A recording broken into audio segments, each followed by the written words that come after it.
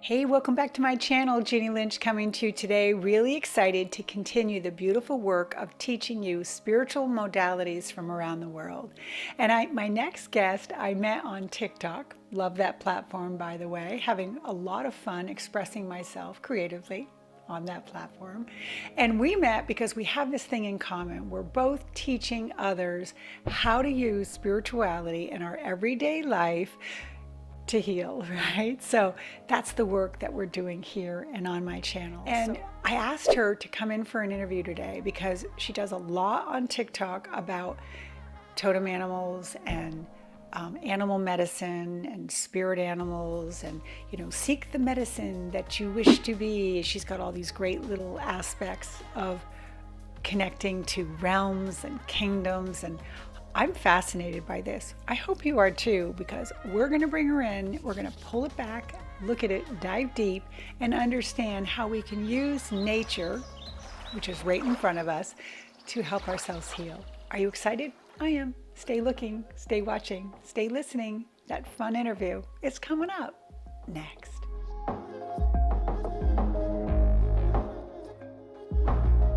Hey T, yay! So happy that you're here today. Hey everybody, really excited to introduce my guest today.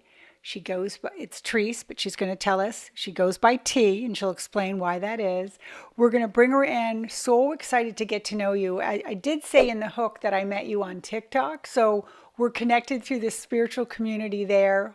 I feel kind of doing the same work in the sense that we're teaching people how to use these modalities to better our lives and to heal ourselves. So without further ado, we're going to get to know each other today, and we're going to dive into your whole modality of animal medicine. Not sure what that means. So excited to learn. So welcome, welcome. So tell us a little bit about yourself and the backdrop. First of all, thank you so much. I so appreciate you being interested in an aspect of what I do. My name is Therese Gagne Nathanson, but I like people to just address me as T. Got it. Um, I am a empowerment facilitator and doula. I am a spirit doula and a death doula. I That encompasses a whole lot. So I like to umbrella everything that I do, that I offer as a service, as an empowerment. Every single thing that I offer is empowerment based. Got it. Uh, yeah. Define empowerment based for my audience. So, Okay. So empowerment based would be, I'm not here to feed you. I am here to throw seeds at you to consider and contemplate for your own self work towards self development.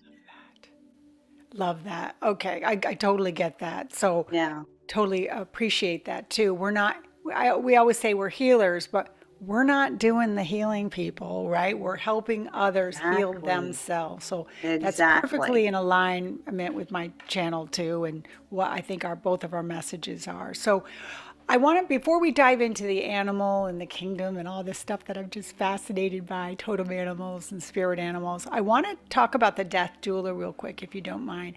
I have a whole playlist on my channel dedicated towards helping people grieve and connecting to spirits. And you probably don't know this about me. I'm assuming you don't, but I lost my daughter back in 2005, and that's what catapulted my awakening into the spiritual world of helping others. And so this word death doula, it's kind of a new buzzword for me. I've used it on my channel before. So for the audience that is watching my channel that is into the grief aspect, can you tell us a little bit about what that means? Are those spiritual readings, or are you helping spirits cross? What does that mean, death doula?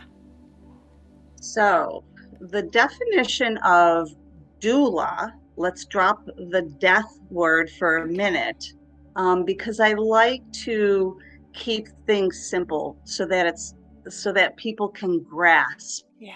one word at a time, you might say. So, doula, quite simply means in service to support another or others at a time of need within an event. So Got it it. can be birthing, death, it can be spirit work, right? So death doulaing is ancient, actually, and was really traditionally for centuries left to a specific person within the community, kind of like a birthing doula, Okay. right? Specific roles. And they were there from the moment of realization that transition was happening until after the fact. Okay. Now, for many death doulas and birthing doulas, that support extends to loved ones. So, my role and my experience within the death doula umbrella has really been extensive. And I love working with people on their legacy. Like, if they're able, if we Yeah. have the time to work on legacy, the doula becomes more or less, and it's an agreement between the doula and the person. Yes. It has very little to do with agreements with the family in the beginning. So can I Um, interject and ask a yes, question right there? yes. I have this whole process that I do with people called the end of life interviews, helping people at the end of their life put on paper what they want people to know, how they want to be remembered. So it's that energy. Is that Yes, it? Oh, I love. yes, And that helps absolutely. them cross over, as I know for a fact, right? Because Yes. they've crossed the T's and answered those questions. And it also helps the family know. I remember when my mom passed, her and I had so many conversations that I'm sure we've done in that work that we do for each other. And I didn't worry about her. I was like, okay, Ma, you're good. I'm not coming home to say goodbye because I'll say it now. And I know you know where you're going and we're good here. And I knew what she knew about the other side. So is it a lot of education about the other side or is it all what they need? It's, you know what, it's a very personal service. So the first thing that typically happens is you're contacted by the person, assuming that they are still able, Yeah, right? good point. Yes. Um, so the scenario, we'll just set up the scenario. The person is very able, they know they have a certain amount of time and they want specific things. Sometimes it's a doula is brought in because the family wants to control the experience, right? So the death doula comes in and becomes more or less a moderator and a Okay. spokesperson for that person. And it's not done in any kind of abrasive way.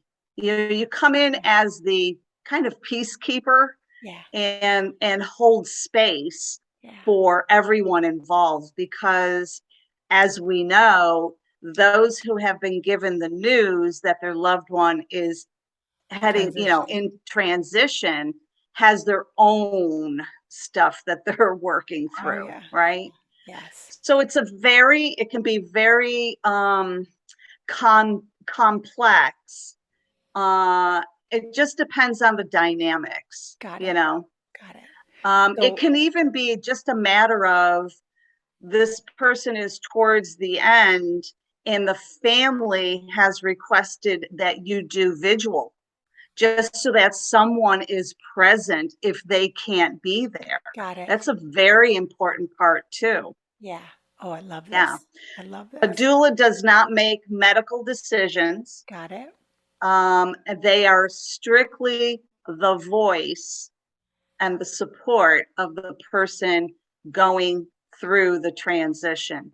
So take this out to your practice now because you call yourself the spirit doula. So the Right. doula is there for that. So now we're going to transition into the animals aspect that we're really, I know you do so much. So, T, I don't Yeah. want to limit the audience to like we're talking two things because I've seen your Right. content, right? We'll put all your links and websites and stuff to this so that people can really explore. But let's dive into the topic today of the animal aspect that you and I wanted to talk about today. And that's where we can Mhm. get into kind of like the history of how you got into that and how did you do it at the same time. So take us there so we can explore this whole animal medicine that you were talking about.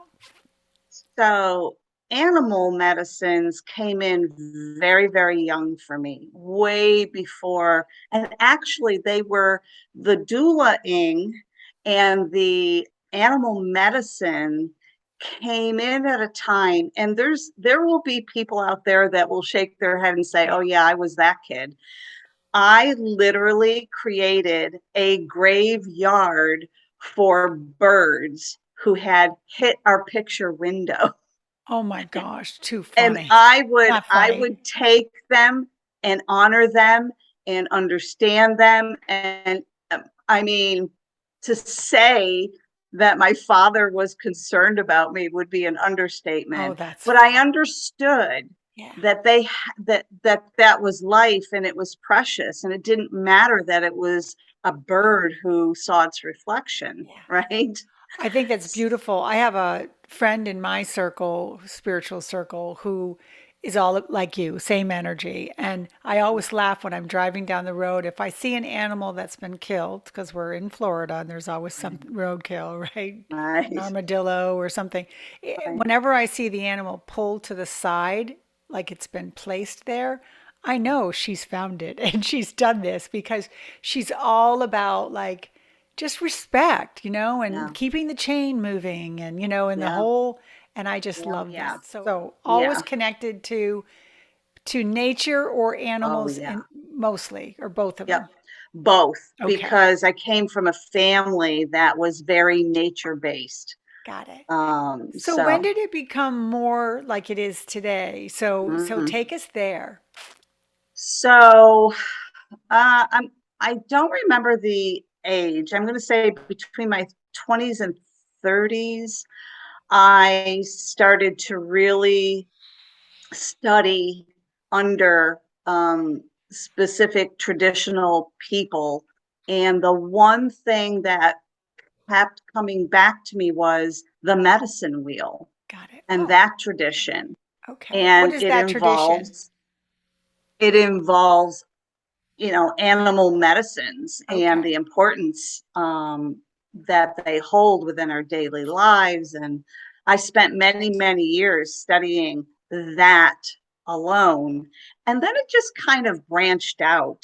I can't give, Yeah. uh, it just kind of morphed. I created my first reading system for divination, was actually called Stone Medicine, and it was based on the medicine wheel. How did you step into helping others with this, T?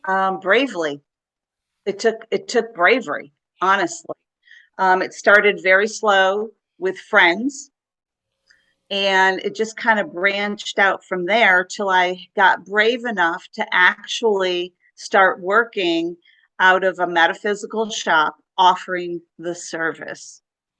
Got it. So, for my Yeah. audience who might have never heard of this before, imagine for a moment. Can you do this work online, by the way? Yes. Okay. Thanks to COVID, right? Because we're all working online. So, Exactly. for my audience, just to explore this a little bit before we dive into what it is and how it works and stuff, use it with me. Just play a little bit like I'm got on Zoom and we're going to do a session together just so my audience can experience what this work looks and sounds like. Well, when we're talking about this work, this is really about setting a space to dive deeper into. I'm not going to tell you what your medicines are. Got We're it. going to discover those together. Got it. Okay. Got So it. it really is about going into a meditative state. Nothing, I'm all about simplicity. Yeah. So, and the first thing that we will talk about is, so you're here for a reason. Something has pulled you into this, and I am suspecting that it is because you've had experiences or a reoccurring visit from one, two, or however many animals. Got And it. so we'll explore that and talk about that. And that can be very simply a conversation like this on Zoom, Got it. right? Got it. So cool. Yes. If you want to dive deeper into it, then that's when we would go into, more of a journey, a shamanic type journey, and explore, and see who your supports are, in that state of being. Got it. Okay. So that's a great little path to get Mhm. us to this conversation about first question I have about your work is so many times I got the books behind me, right? Because it's a modality, right? Different totem animals and spirit signs. And there's a difference. There's clearly a distinction between the two. So do you work with both aspects of this or do you work with one? And then tell my audience what the difference is so we can open that can of worms or that conversation. So the difference from my experience Yeah. between spirit animal and totem animal is that most of the time a spirit animal presents and it is a familiar. In Okay. other words, it was a pet, it was an experience, perhaps from a different lifetime. Um, so it's more etheric on that level. A totem is totem. The word totem is actually Ojibwa, Hmm. and it is a animal who comes in form to represent things, ideas, wisdoms that are available to you. Got They it. can also represent like personality traits and tendencies of the person, quite frankly. So do you find out so this is the part I'm curious about. So is it like, there's a theory out there and Mm. I'm open to all of it, so I'm not saying yes or no to any of it, but there's a theory that, we each have an angel, then we have guides, and so, there's one that stays with us and there's some that come in and out. Is it like a totem almost like a sign to you when you come in like a spirit guide? Is it that kind of attachment or There's actually there's actually a system, like an astrology system that you can search online okay. and find out what your birth totem is. Now, from Based on when there, you're born? yeah, Oh, yeah, so cool. I'll put that yeah, link in this video too so people can click in and find that out. That sounds fascinating. Keep right. going. But Sorry. what ends up happening is as you go through life, animal representation comes in. It's not by happenstance. I will tell you this: animals come in with a purpose. They are they are of a constant awareness and consciousness. They don't have to work at it. Got it. So they have a very specific role at different times for us. So you can have a power animal, you can have um, an animal of support for whatever work you're doing. There's so many different aspects to this, Jeannie. It's amazing. So I'm fascinated by this and what they have to offer. And I'm also thinking, so let's go back to the totem, right? So we're assigned, it comes in at birth, and you can go out and find this out. And they show up because they match our tendencies or what we're here to work on. So they mirror us like our guides do, right? Because they're Yes. attracted to us for that reason. Do they Yes. stay one totem through life or do we switch them out? Take me there. Well, the birth totem hangs out for this lifetime, right? Because it's assigned to your birth date, Okay. right? From that point, because we are constantly developing, progressing, finding our purposes, all of that, animal medicines will ebb and flow for you. I have a list, the length of my arm, Got it. and it doesn't mean that they're always present, always active. So it's kind of like when you become conscious of it, you actually develop a toolbox. And Yeah. so you learn that when, for me, when the golden eagle shows up, it's this, when the buffalo shows up, it's that. Got And it. I can, then step into the energetics of what we're about to step into, right? Love So, this. Well, let's go there because I think my yeah. audience would be really interested in that too. So, we're signs, right? I put my little book up behind here when signs show up. See, oh, I saw the cardinal today. My daughter shows up as a cardinal, by the way. Mm, She flies right in front of me on the bike path, and I'm like, hi, hi. It's this beautiful time. But I always try to tell people when the signs and the connections and these animal medicines show up, pay attention to kind of like what were you contemplating?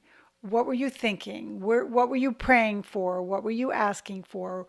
How are you feeling, right? Because they're showing up at these specific times, not just to kind of go, whoof, I represent clarity, be right. clear. It's not that simple, right? So can you Exactly. can you teach us some of the, maybe the top ones that show up? Or when we were talking offline, you were all fascinated about like superfoods. There was super animals.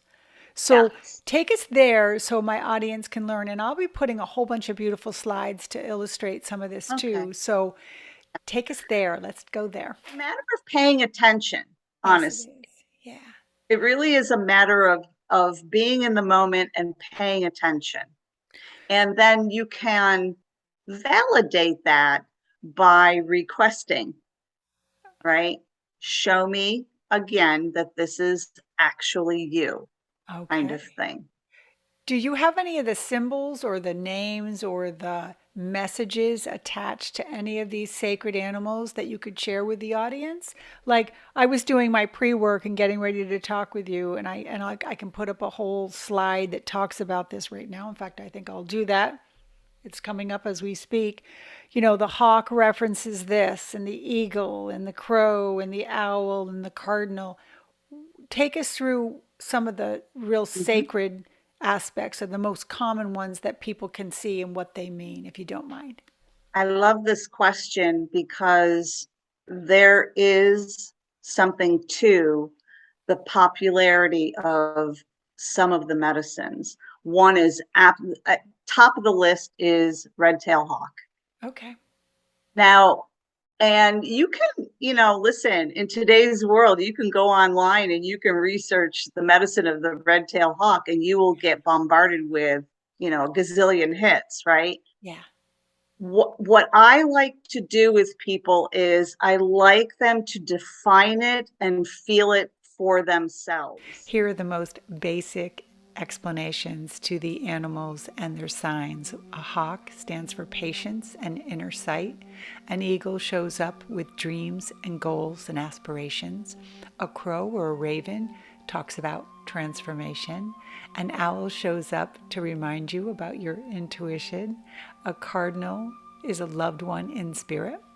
A rat is that you have what you need. A snake shows up for higher knowledge. A dolphin represents ancient wisdom. A crab is treat others as you would want to be treated. A lion shows up to follow your heart. And an elephant shows up to represent cooperation. Of course, these are the most basic ones found on the internet. T goes into so much more detail when we work with her. So let's get back and let T explain some of her definitions to these beautiful animals. Back to the video now.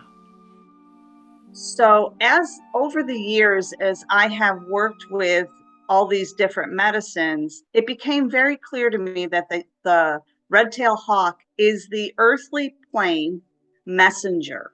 Now, it does soar high, but not as high as the eagle, not as high as the vulture, right? Okay. So the red-tailed hawk is more like a tap on the shoulder. Hey, incoming, pay attention. Got it. Okay. The eagle is divine messenger, directly connected, has a very high perspective on things. There's a lot of divinity in the messaging um, from the eagle. It's very Okay. sacred. The vulture is another high flyer who also does soaring. And this is a medicine that really takes you into observer. I have like this special little category that I developed for myself of observer medicine Oh, animals. very cool. And you used the word a couple times, high flyer. Is that a specific to this? Like, what does it mean? High, just that they fly high and so they're Yeah, it's observing, or well, see, there has to be taken into consideration their actual physical attributes got it? as to contributions to their medicine. So Makes the sense. eagle soars high. We all know that. They Yeah, fly high in the sky. So does the vulture. And like I said, the hawk does soar high, but it is more present on the earthly plane for us. got it. Got Okay. it. Love this. Ooh, Wolf is another one that is very prominent for people. Bear, owl, of course. And then I'd have to say probably crow and raven. okay. I kind of tossed in, I thought about this, when we were discussing, and turtle came up also. So I think Tell it me why the depends on, turtle, because that connects to me completely. Why the yeah. turtle? Why does Well, that? so turtle, see, so what I like to do with people is, okay, so turtle is of importance to you. It resonates for you. Is it an earth turtle? Is it a sea turtle? Is it both? Is it all of them? And if it's an earth turtle, what kind of earth turtle? Yeah, Like, does it have colors? Does it have specific shape, pattern?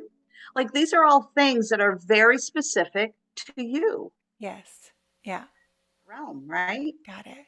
Beautiful. So question then, go to people who are in the city and they don't have the experience like I have where the eagles are on the golf course behind me, right? So, or I'm on the beach and I can see the turtle nest and stuff, or be on the Right. bike path and see the snake cross every time I'm on the bike path, right? What happens for this idea of medicine through animals when you're in the city and you don't have access? Do they show up in other ways? Can you take us there? Absolutely. I tell people all the time, first of all, don't underestimate animal totems within the urban setting. It can Okay, be good. anything from an ant to a dog, a cat, a peregrine falcon. It could be so many things, right? So a fly. So, A rat? but I always, no matter what your environment is, predominantly, I always tell people watch for all the signs. So if you're watching TV and hawk keeps coming to you, and all of a sudden you're watching a program and there's a hawk in a commercial, or somebody has a tattoo of a hawk, or you're flipping through on social media and boom, boom, boom, here it comes. Yeah. It's all very significant. They will reach you in, see, of course they're limitless, right, in their potential and ability. It's us that has to really uncover and discover um, that it is a limitless communication and potential. When you go back to the lineage of this, so like, Yes. when did this become? I'm thinking of the Japanese who, the year of the rat and the year of they have animals all into their, and they're very tied to traditions and what things mean, right? Does this go back to the Indians? Does this take us back to where this idea of, I know it's, you're going to say forever, but Yeah. so that we can understand, like, how are we using it today and what is the lineage line tied to? Is it Indian base or? I don't think, it's probably most popular to indigenous, Okay, got it. culture. But I don't think by any means that it's limited to that. I Got just it. don't. I think all ancient civilizations, I mean, look at Egypt, right? Yeah. So I think the interconnectedness between us and the animal realm is is a forever thing. It's always been in existence on this Got planet. it. Love this. So, okay, good. So many good questions being answered. Take us to realms and kingdoms. This seems a I little love mystical. I just love the language of it. So, that. take us in the context of our conversation today. Where do realms and kingdoms come to play? Okay. I love this question. Like, I think you're one of the very first people. There might have been somebody else in the past that asked this. I love this question because it kind of ebbs out to other labels of things, Okay. right? Where we as humans really love to kind of interchange labels and give them the same meaning. Yes. When originally they probably had very individual meaning, Okay. right? Okay, I'll give you a visual. A realm is an umbrella. A kingdom is a status or an environment or a collection of likeness under the umbrella of the realm. So you Okay. can have the earthly realm and have the animal kingdom that then you see how it Yeah. kind of Got does it. this, right? And so then the animal kingdom and the animal realm are the two words that are kind of interchangeable. We've made Okay. them interchangeable. Yep. Right or wrong or incorrect doesn't really matter as long as I love giving visuals to people. Yeah. So if you envision the realm and then the kingdom as animal, right? Then within that or under that are the individual concentrated environments and settings for specific kingdoms. Got You it. know, like I mean, in indigenous teachings, it's the four-legged, it's the winged ones, it's the creepy crawlies, it's the swimmers, you Got see, it. The high flyers, as I've the learned. high flyers. Exactly. Okay, got it. Exactly. Got it. So that's how I like to give the visual of this, kind of Got it. effect. So this is going to be a really important question because of where we are in the world today. And I Mm, know following you on TikTok, you and I line up with this whole language around where we're heading, where we've been, we're mm, ascending and fourth dimension, fifth dimension. And so this mhm. is pretty important right now as we're coming out of COVID and getting back out. How does this all play an important role to where we are in the world right now? And why do you think it's so? I know you've been talking about, oh, I just love that this is more people are being drawn to this work and stuff because of the Yes. importance of it. So bridge us to that with this whole connection to how we're evolving spiritually. Because I don't know how you feel about this, but when I hear people going, oh, the world's going to shit and it's terrible and we're getting worse and I can't believe we're destroying it and stuff, and I'm thinking, I guess it's what you're looking at, right? Because I love how we're evolving. I love it, people's openness. And I'm not saying there's not stuff out there that needs to be fixed and healed. Please. Right. No trolling on this post, right? But what we're looking at, I see the evolution, and I see people being more open to these conversations and connecting, and I see light workers coming together and stuff. So where are you on that, T? Again, I love your questions. So for me, I I view the totality of the earthly experience as a continuation of cycles. And even if we dismantle and smash a cycle, right? Yeah. That allows for another cycle to come in. So again, the visual I give is like the inner works of a watch. Okay. Okay. So there always has to be on this planet, in this density, this dimension, there will always be cycle. It's up to us as to what cycle we collectively are manifesting. Got it. And in truth, you have to smash the undesirable cycles in order to allow for the more fruition to take hold. Got it. And yet nature is so natural in its connection to how that should be done, right? So supporting that or being in the energy of the divine aspect of it, then we're doing it naturally. Nice word, nature natural, right? Instead of chemically and, you know, and forcing and destroying and killing. Absolutely. So that's why this is so important right now. I love that. So let's go before we start wrapping up, because this is a lot of great information for people to sift through. Someone wants to work with you and they want to explore this because they're very connected. So do you do intuitive readings? Do you do spirit work? Do you do animal readings too? So take us through kind of like how you define your work when you're getting a client. What does your clients look like? Very eclectic, actually, just like me. Okay. That's what my clients look like. Yeah. Good answer.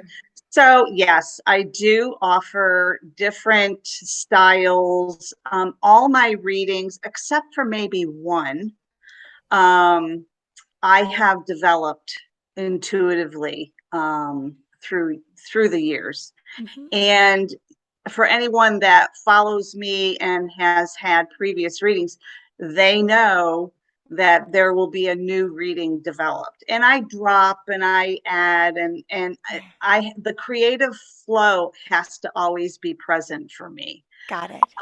So there's that aspect. I also offer a few different modalities. Of course, I am a doula, a death doula, but also, and there's things that I offer that aren't necessarily listed on a website. I get right? it. How could it be? Because you're working. How could it? Yeah. I'm the same way. If I'm working with somebody, it's whatever they need. Yeah. And so they might even show up thinking one thing, like I'm here to connect to my dead father, and I'm like, no, you're not. You're here we're going to talk about that block you got around your throat right now. Right. That's the one that's gleaming out, right? So I do hear what you're saying with your tool. And that really is why I took on the label, and not, I'm not a fan of labels, but they do have their purpose and their use.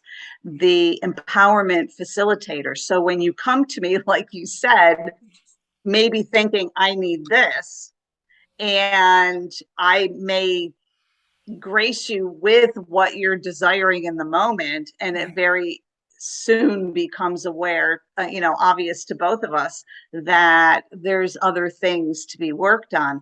I do offer what's called the dive, which it depends on, after I actually do quote unquote interview people to see where they're at, what they're about, why they even sought me out. So like a And little then consult, is that what you yeah, do? Okay. And yeah, is yeah. that like a 15-minute consult that people can, I can put the links below so they can maybe have that conversation with you? Is that how that works? They certainly can, but it's probably going to be longer than 15 minutes. I'm a little Okay, chatty. it's all good. I'm sure they would appreciate that. When you knew we were going to talk today and we were excited about our topic, which I love talking to you about, I could talk to you all day, by the way. Mm. Is there anything that you would like to kind of like, final message out to people, or is there something that I didn't say that you want to make sure gets said before we move into my favorite part of this, which is rapid fire? Um, I'm pretty consistent, and I've had a tagline for decades, and it is be the medicine that you seek. Love it. And what that means is you have to engage in order to earn the wisdoms that you are seeking.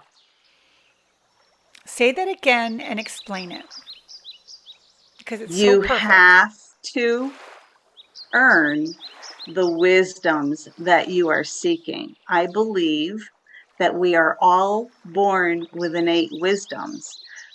However, the journey is where we earn and awaken those wisdoms. So Love that. the work has to be done. Yeah. In order to earn, you have to learn.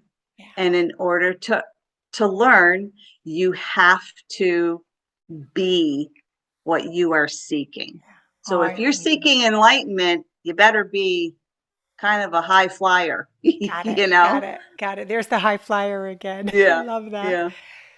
Thank you. Thank you for your time today. Thank you for your wisdom and your sharing your beautiful gift. I will have all your connections to you below. I know this is the beginning of a new friendship. We're going to do some more work together, and I truly do appreciate that.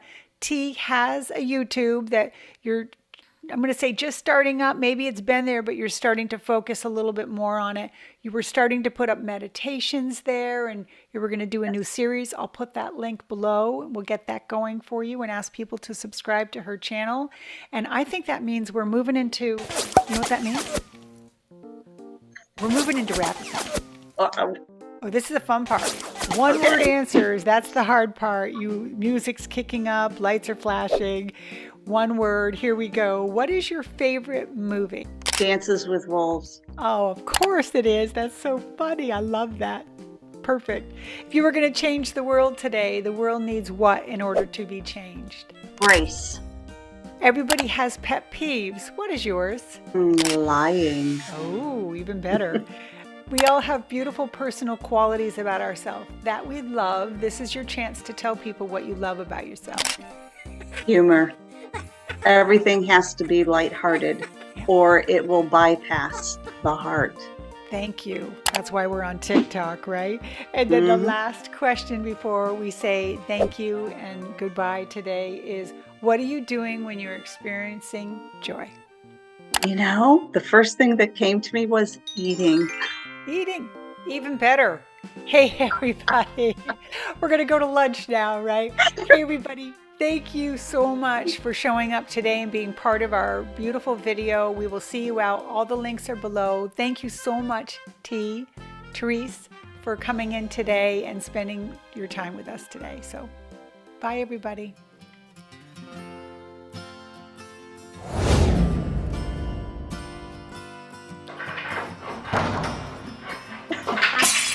I'm gonna. Excuse me, can I swear? Can I just swear? Yeah. Fucking puppy. Hold on. Clearly, Rosie is here to teach me how to be more patient, a lesson I'm currently still working on. Thank you, Rosie. Namaste.